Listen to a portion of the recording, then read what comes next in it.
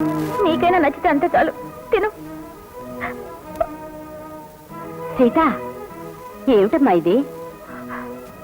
లేకపోతే ఏమిటాయా, కష్టపడి వండితే పట్టెడు మెతుకులన్నా తినకుండా వెళ్ళిపోయారు.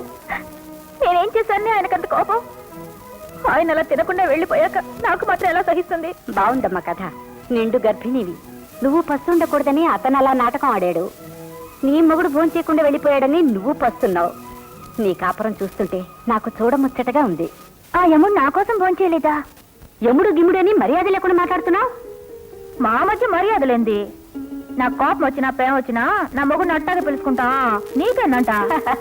నా తల్లి ఏ భాష మాట్లాడినా బానే ఉంటుంది. తొలి కానుపు కదా, నిన్ను వదిలిపెట్టి ఎలా ఊరికి వెళ్దామా అని అనుకుంటున్నా. కానీ మీ సంసారం చూస్తుంటే తొలి కానుపు కాదు కదా, ఇంకో 10 కానుపులైనా సరే మీ ఆయనే నిన్ను పువ్వుల్లో పెట్టి పూజిస్తాడు. 10 కానుపులా? మిగిలిన? అయ్యో రామా, నీ వరస చూస్తుంటే అబ్బాయి నిద్రపోని చెట్లేవే. సరే అలా కానీ ఈ అదృష్టం ఎంత మంది పడుతుంది.